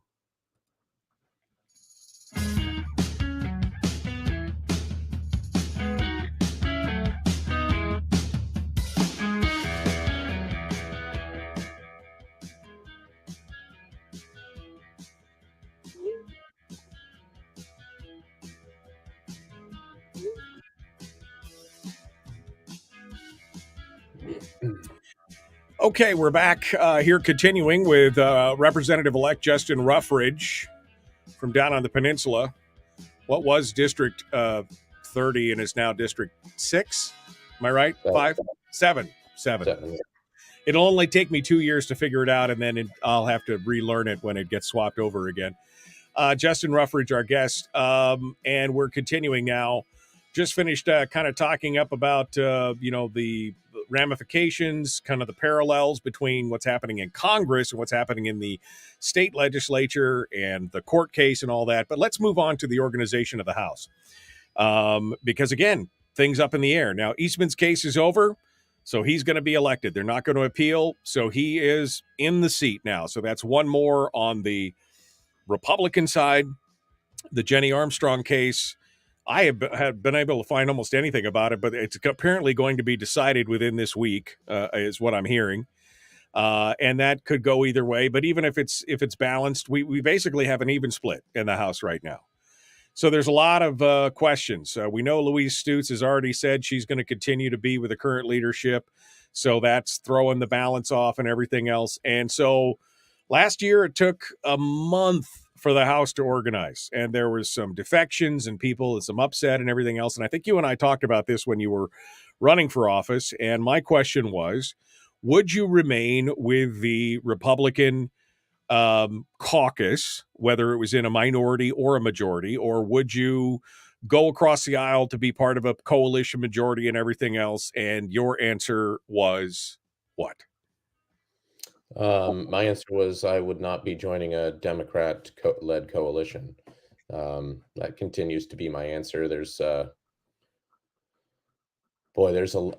lot going on there. I mean, a lot of the conversations that occur, is a lot of it is just relationship building. But at the same time, I think each person is trying to figure out, is there something that makes, an offer to another person, reasonable? Could we work with that? And I mean, we were talking just a second ago about the news cycle. Certainly you know, we have a news cycle here in Alaska. We like politics. The Michael Duke show, exists in a lot of large part because people like to talk about some of these things, and it's Sure. important to have that out there. But there you'd be, and maybe you're not surprised, but shows like this, shows like others, some of the things that are written on the internet, they do actually have an effect, and people think about what's going to be said about them publicly before they make a decision, and that's not unique to Republicans, Democrats, or independents. But there is a thought of, well, what will be the news of tomorrow, and so that is, I think, a present in people's minds when they're working on making a decision. And so, any decision about organization, I think, comes down to what do you hope to get done as a group, because that's what you're going to have to. I think, focus on, because you're not going to be aligned ideologically, not even within, I think, each group. Is there a perfect ideological, match? And so I think we're making good strides towards having that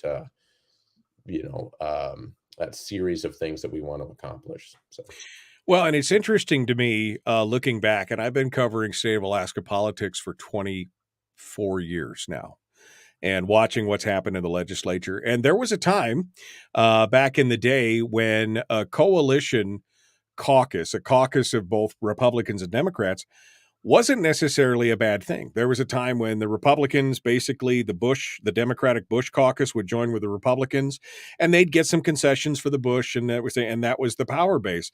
But I guess the difference to what it is today, because again, a coalition caucus today is almost a dirty word. But back in the day, it was because I think it was mostly controlled by Republicans. And today, the assumption is that it will be controlled, even in the current Senate makeup, is that it'll be controlled by Democrats. And so, is there a scenario where you see the Republican caucus taking the majority, but doing so by bringing in a handful of people, as long as they retain control? Is that something that, I mean, what to your mind is that acceptable? Or are you one of the purists? I know there's some people who said, I won't be part of a thing that has any Democrats or independents in it or whatever. I mean, or is there a middle ground somewhere in there, as long as the smaller government conservatives or fiscal conservatives retain control of the caucus? Tell me which scenario works best for you.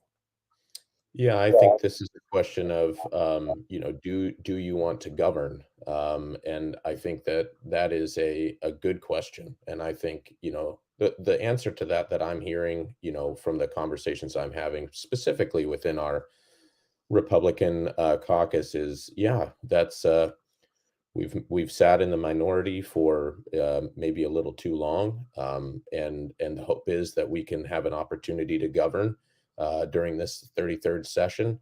Um, the part of that you just touched on is that the numbers aren't there, and so we're going to have to align with or bring into our caucus a handful, in some cases, people, to make that happen. So what do we align around? And that's what I was saying in that previous sentence, was we have to have something that brings that group into alignment about what work can be accomplished.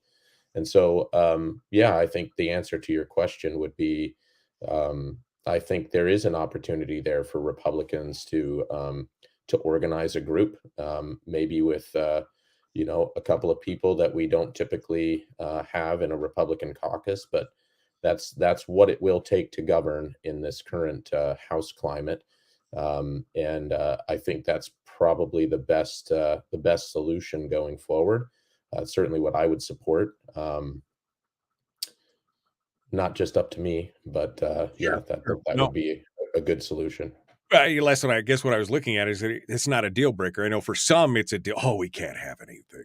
It's a deal breaker. For them almost, and so at least you are open to that idea. And I mean, I think that's good. And you talked about ideological matching and the divide that nobody is going to agree 100% of the time. And I have pontificated over the last couple of years that maybe we need to stop looking at forming caucuses based strictly on political party. Maybe we need a short-term caucus that has like one single focus. Last year I proposed, why don't we just have a pro PFD caucus, right? Regardless of what animal you wear on your lapel, just give me a pro PFD caucus versus the anti PFD caucus. And even though the PFD issue seems to have faded into the background now, we're going to have pro big government versus pro fiscal responsibility caucus, I think is what it's going to. And if you could capture a couple independents or Democrats who are willing to be more fiscally responsible, then maybe you could set up a caucus based on just a couple. It has to be 90% of our ideals match up. Maybe we could just say, we're going to form a caucus, and this is the one thing that we're going to work on this year, the budget or the size of the budget or, revenues or whatever. And this is what we can all agree on. Yes, we disagree on everything else, but we agree on this. So let's form a caucus based on that and get the work done this year. I mean, would that make sense? You're fresh and brand new, but looking on the outside, looking in, would that make sense? Michael, I'm getting concerned that you've either tapped my phones or reading my notes, because that I actually have a document on my computer now. Had this conversation, boy, 100 times if I've had it once in the last month. I absolutely agree with everything that you just said. I think that is. That's entirely, I think, the right approach, is to say, what is it that we want to accomplish in this next, let's just pick this one half of this 33rd session. What's the lift we want to get done? Right. The thing that I wrote and had presented to a handful of people was about fiscal issues. How do we fix our structural deficit? How do we align around fixing the PFD football? How do we, handle some of the things that are in the governor's budget? That's going to be a big lift for anybody who wants to align around that. It's a big mountain to climb, though, Michael, to get over just the letter next to your name. There's a lot of angst and anxiety around, leaving that behind in order to caucus around an issue. Well, yeah, I think you're right. I think there definitely needs to be a paradigm shift. Instead of attacking everything at once, instead of bringing all these issues, if we had a caucus that was a 1 or 2 issue caucus that said we may disagree on all these other things, and maybe next half of the session or next session we'll tackle those things against each other. In this next year or in this next 2 years of this session, here are the 1 or 2 things that we can all agree on. Like you said, a PFD or a fiscal plan or a revenue plan or whatever it is. This is what we can agree on. We're going to set all this other legislation aside. We're not going to deal with it because it's not earth-shattering. This is the important part. And we can all agree on this, yes, and create a majority based on that. I mean, at this point, you got to take it that way, because otherwise, the polarization has just continued across this country for the last 15 years, and it's not slowing down unless we find the common ground on the certain things that we can agree on, especially those super important things like a fiscal plan, certainty, spending caps, PFDs. Get that off the table. If we could focus on those things, then we could go back to fighting each other on all this other stuff after that is taken care of, right? There's a surprising level of agreement. I think the bipartisan, bicameral working group from last year on the fiscal plan. The issue that really is interesting to me is once you present that to the sort of split down the middle. One side or the other is not going to want the other side or the other to have a win in some cases there, right? Right. So even though there might be a great level of agreement amongst, a majority of the members of the House, that partisan divide that exists definitely does prohibit some good things from going forward. And so maybe another opportunity for 19 fresh faces to build, on that exact topic. But in some cases, that takes a lot of conversations and a lot of courage for people to do that and step outside of the box. So that is ongoing. Representative-elect Justin Ruffridge is our guest. We're going to continue one final segment with him. We're going to talk about the priorities of the upcoming session in his mind, some of the things that I'm already hearing, and then some of the things that he personally may want to see go forward. So we're going to talk about those, get his opinions and hot takes on that. It's all directly ahead. The Michael Duke Show. Common sense, liberty-based, free-thinking radio. Don't forget to come join us on Facebook. It's just me and you and 65 of our closest friends watching on the internet right now. You can go to facebook.com/Michael Duke Show if you want to be part of it there. We return with Justin Ruffridge right after this.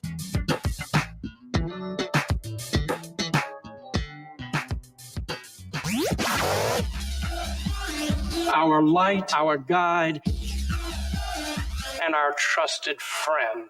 Michael Duke Show.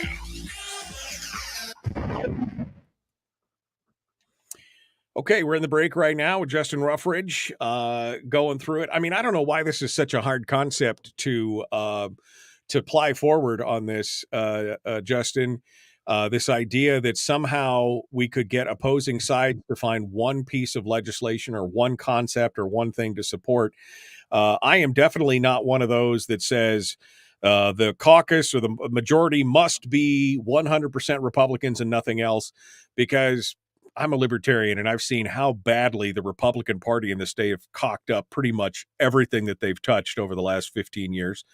And so I think that there has to be a plurality of ideas that go. Now, it has to be a unified purpose, but a plurality of ideas to come into to find that common ground.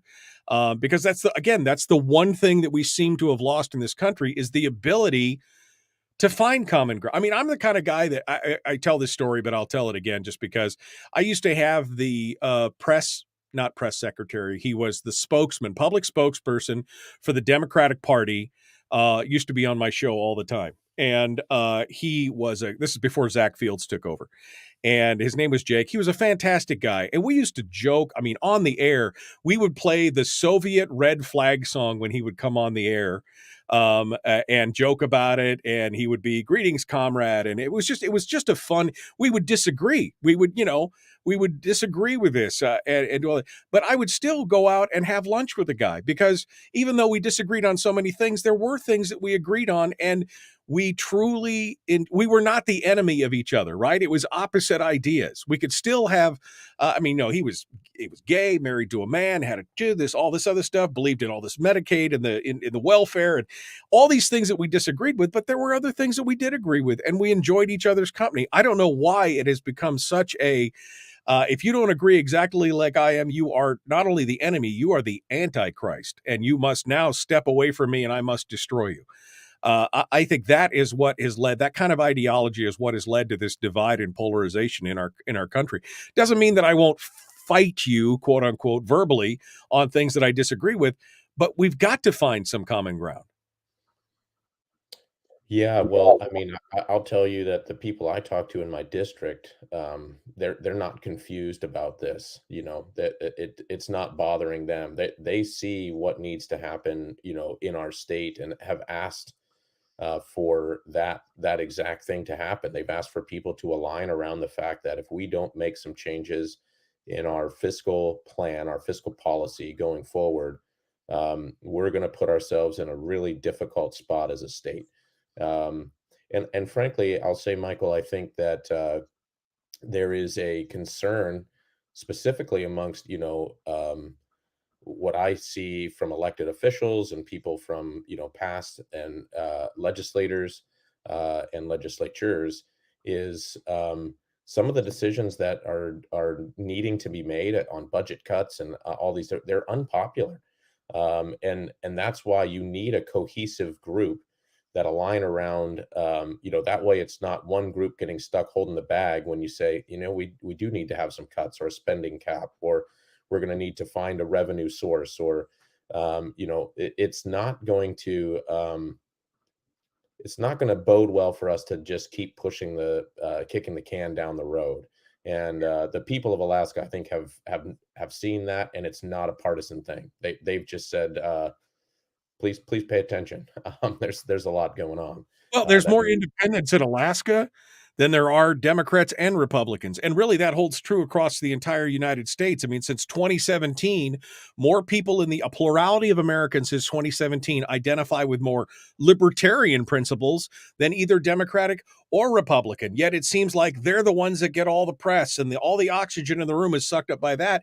And that's, I think, part of what's going on in Congress right now, is that there's a group of people in the middle who are like, there's a bunch of Americans out there who are like, would you just stop bitching at each other and actually work together and get something done, or at least bring the process out in the open so that we can all be part of it? It's such a great point. And, the truth is Republicans and Democrats both need to realize that they're going to lose every election from now till the end of time if all they want to have is, their own little group, in charge of things. I think it's 27 or 28% Republicans in this state, and it's 60 something percent undeclared or independent voters. And so,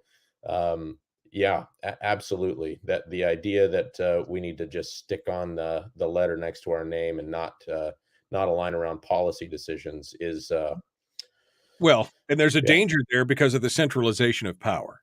There is a danger for one party or another to be the main masthead of everything, because, again, as we're seeing in the Congress and as we've seen in the legislature, in the leadership of the legislature, that centralization of power is very dangerous, because it basically fringes all of these and alienates all these other groups who are not part of that leadership cabal.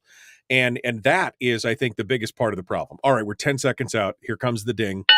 All right, that means we're ready to go. We got to jump back into it. The Michael Duke Show continues. Justin Ruffridge is our guest. We will continue with more in just a second. Like it, share, like it, share. Here we go.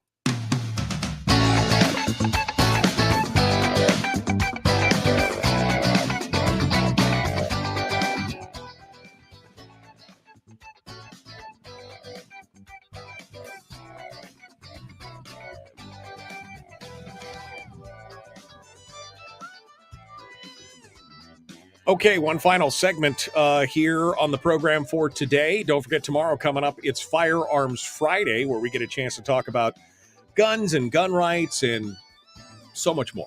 It's going to be a fun show for sure. But today we're finishing up one final segment right now with Justin Ruffridge, representative-elect for House District 7, what was formerly House District 30 down on the peninsula.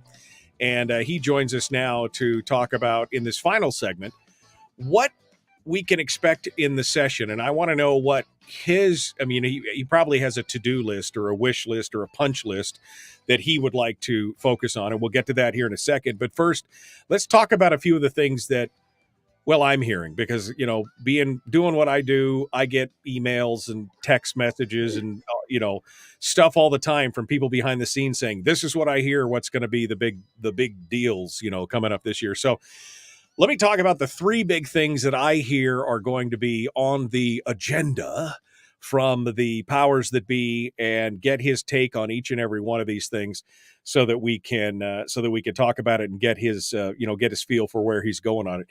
First and foremost, I guess it's the overall size and scope of the budget. We're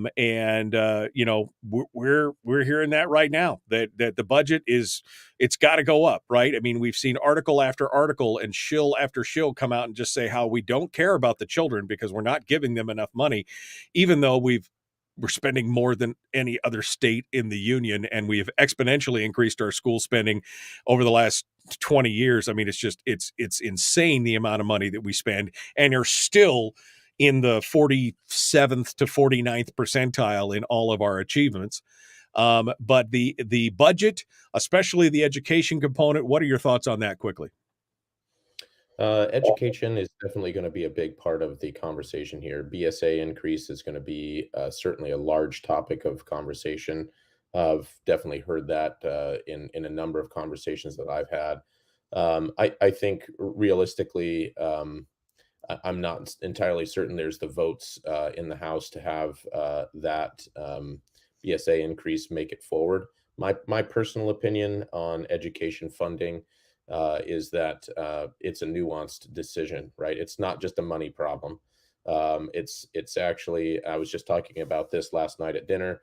It's an issue that we've kind of compounded on for 10, 20, 30 years.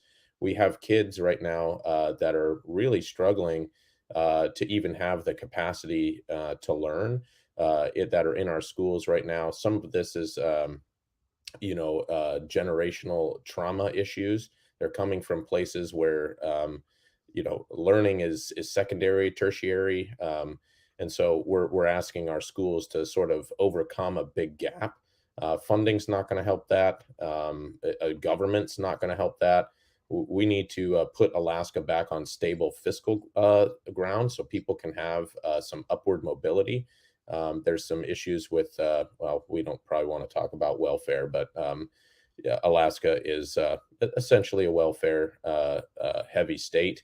And there's some concerns there about what we're prioritizing, and certainly education is maybe not it all the time. So it's a much more nuanced discussion than BSA increase. I guess the answer is to just not throw money at it, though, right? I mean, I think that's what I'm looking for. I'm looking for a simple answer of the answer is to just not throw more money at, which seems to be the argument that we're seeing in the public eye right now is, oh, if we just increase the BSA, that would fix everything. And of course, we've had the BSA, but we have thrown tons and millions and tens of millions of dollars on top of the BSA.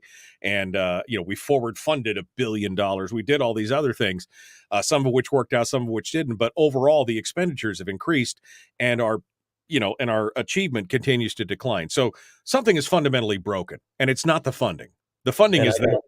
I don't think those two things are actually connected to one another. I don't think as funding goes up, achievement goes up. I actually don't think there's even a link really there at all. I think funding is necessary, obviously, for an organization to continue and to have structure and personnel, but I don't think dollars necessarily align super great with achievement scores. So we need to fix what's broken instead of just keep throwing money at it. I think. Do you agree with that?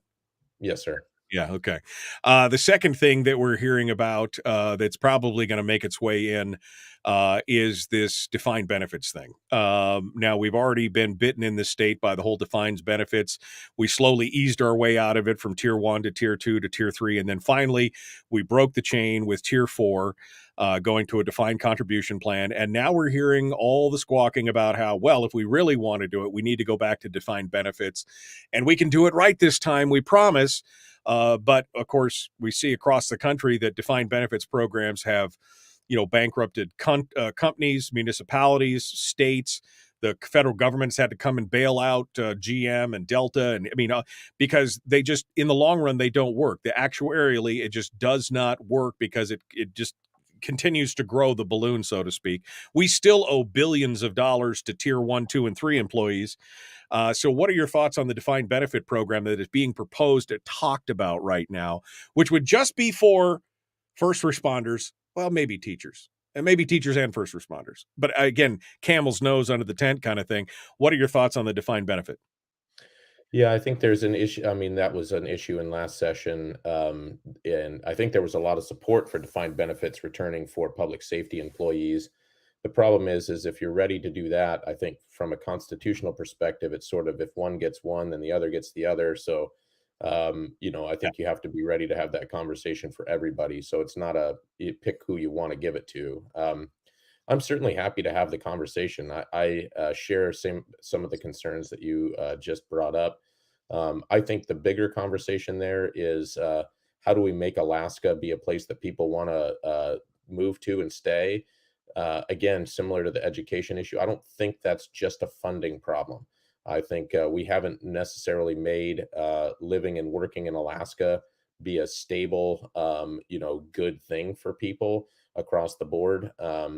I think on the teacher end of things, and this is not a legislature issue, but our starting pay for teachers isn't competitive. That's not a legislature problem to fix. Our our training programs for public safety are second to none. But then once someone's trained, they maybe don't like what their starting salary is going to be as a public safety employee here in this state, so they go Right. somewhere else. So Well, we have some very simple fixes that aren't defined benefits based. here's where you and I are going to disagree, because there are 27,000 public employees in the state of Alaska, and there's 700,000 people that live here. The other 663,000 people have found it acceptable to live in Alaska, have found that it's, not easy, but it's livable. And so somehow, because they aren't getting the gold plated or, the easy button for living in Alaska, I don't think we should be offering that to public employees when everybody else is like, yep, we're making it. We're doing okay. I mean, it's not always great, but we're living here. So, I mean, I think that argument is a little hard to take, but I'd welcome the discussion. But the first thing I would do would be to whip out every example of how defined benefits have failed, starting off with the previous defined benefits programs in the state of Alaska. And I agree with you. If you let one in, there'll be an argument that all of them must come in. Final one, and this may or may not make it, depending on what the makeup of the majorities look like in both the House and the Senate. But I know there's been a big push and a lot of people out there who want to see the ranked choice voting system be challenged, either modified or completely eliminated. And I know that there's going to be an attempt to at least put it in front of the legislature. What's your take on the ranked choice voting? Should we be modifying it, or are you okay with it the way it is? What's your take on it? Yeah, this was a big question during the campaign, and one of the areas where my opponent and I disagreed pretty strongly. I do not think it is the duty of the legislature to repeal a citizen-led initiative that was voted on, for all the same reasons that we try to respect and honor the vote of the people. That being said, if there is and there is a current initiative to repeal ranked choice voting from a citizen-led initiative, and I think that's exactly the route that needs to go. The legislature taking the vote of the people, albeit maybe a confused vote or a difficult vote, or the wording was wrong and it was a close vote. But that is a precedent I am certainly unwilling to take and be a part of, to repeal votes of a citizen-led initiative for all the reasons we've talked about. Why would you run for office? Why would you bring forward a citizen-led initiative if the legislature then just says thanks, but no thanks at the earliest possible moment? Justin Ruffridge has been our guest. Thank you for coming on board. We appreciate you being part of it today. Thank you for talking with us and answering the questions. Hold the line for just a second. Folks, we're out of time. We got to go. Tomorrow is Firearms Friday. Short week. I love short weeks. We're going to continue then. Be kind. Love one another. We'll see you.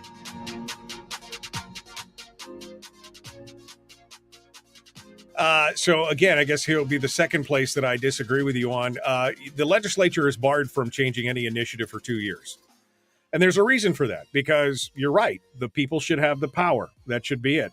But there is a 2-year, just like no legislature can bind over another legislature, right? The legislature can change laws passed by previous legislatures because things change. And there are unintended consequences of some legislation or laws passed. And sometimes they're just bad laws, right? SB 91 is a prime example recently of something like that happened. Oh, we had the best of intention. Turned out that it became a total poo parade when it was all said and done. Had to be repealed. Same thing, I think, on the ranked choice voting. It was, first of all, it was sold not as a way to change the voting system, but it was sold as a way to get rid of dark money. And of course, it didn't really get rid of any real dark money. That's still happening. That's still pouring into the state and everything else. And again, 26 pages of changes. I guarantee you, I only got through page 17 before I stopped reading, because I'm like, I am not going to vote on something that changes so much law without any kind of real public debate on it. And while I agree with you that the initiative process is sacrosanct, it's only sacrosanct for 2 years. And now we've seen the results of it, and we've seen the confusion, and we've seen just the jungle primary component of it is a hot mess. It creates more problems than I think that it solves. And so that would be my argument to you on having the legislature weigh in on this. What say you?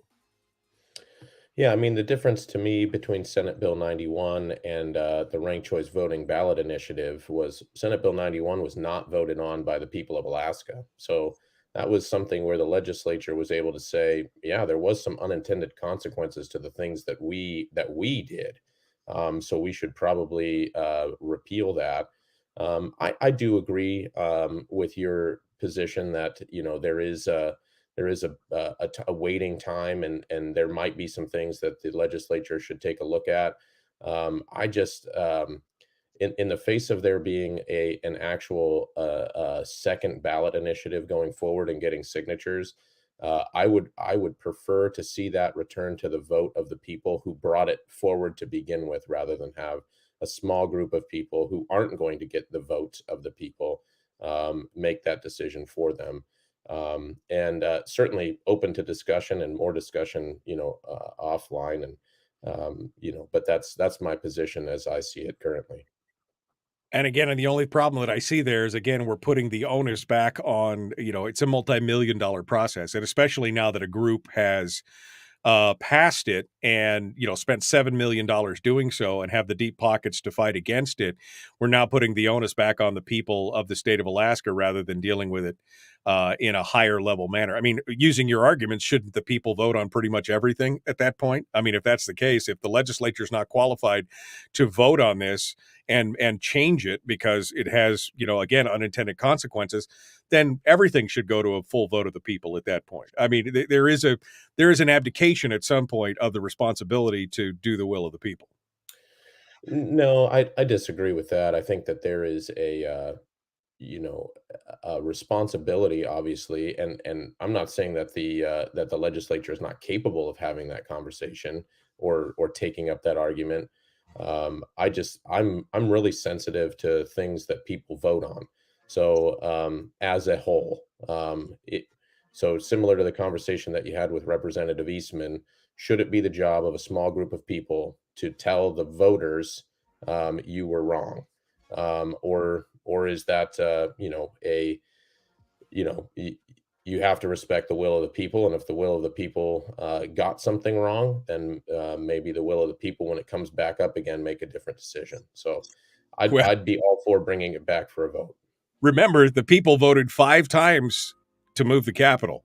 So remember that one at the same time that you're heralding that at this point. Well, speaking of that, getting ready to pack all my things up, I'm ready to have the Capitol be 3 hours up the road. Yeah, it's hard to get down there. Even if we just move the legislative session, I think that would go. I mean, leave the Capitol in Juneau, that's fine. Move the legislative session onto the road system so that the people can participate directly face to face. I think that would be a huge step in making Alaska's government more transparent, right? Agreed. I mean, yeah. Justin Ruffridge, thanks for coming on. It was a good discussion. Maybe we'll touch base with you in a month or so when you're hip deep in the swamp, and you could tell us what it feels like to have alligators nibble at you, right? It'll be fun. Sounds great. So, thanks for coming on board and joining us, folks. We are out of time for today. The Michael Duke Show continues. Appreciate y'all coming on board. Don't forget to join us on Patreon. Become a member of the Common Sense Corps. That's how you support the show. That's how you do it. Just a few bucks a month will help do all the beautification. I mean, look at what we were able to do with your help.